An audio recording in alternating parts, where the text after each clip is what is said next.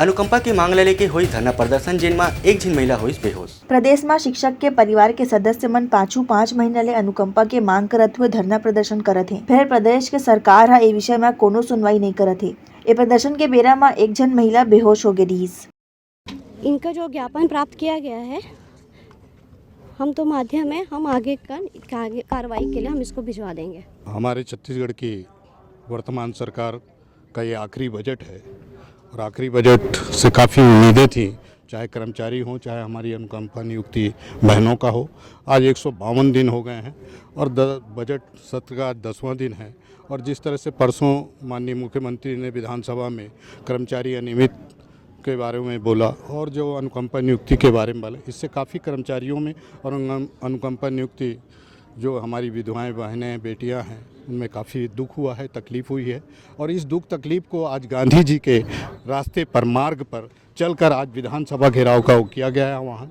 और ये गांधी जी के जो बताया गया है कि आप जो कहना चाहिए बोल आँख में जो बताए गए 3 संकेत थे कि हम न बुरा देखेंगे, न बुरा सुनेंगे, न बुरा बोलेंगे। तो हम नहीं चाहते कि आने वाला चुनाव में ये तीनों उनको फेस करना पड़े।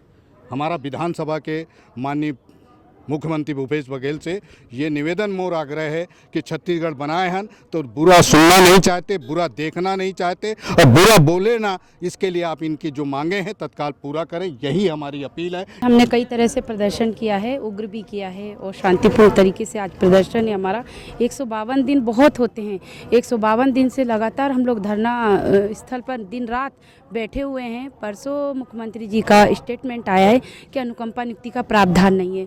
हम उनकी बात का खंडन करते हैं कि अनुकंपा नियुक्ति का प्रावधान है, तभी तो कमेटी बनाई गई, तभी तो डीपीआई से जानकारी मांगी गई, तभी तो जिला पंचायत से जानकारी मांगेगी। सब कुछ होने के बाद में इस तरह से हम लोगों के लिए बोला जा रहा है कि अनुकंपा नियुक्ति का प्रावधान नहीं है।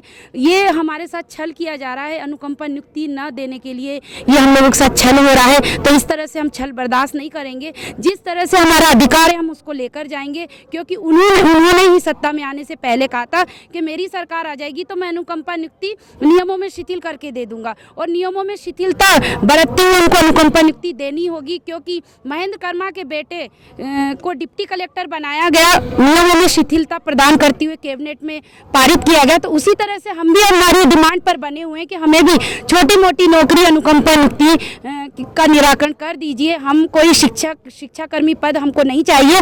हम बोल रहे हैं कि हमको कहीं भी छोटे मोटे पद पर नियुक्ति दी जाए। ब्यूरो रिपोर्ट उतलंगा न्यूज।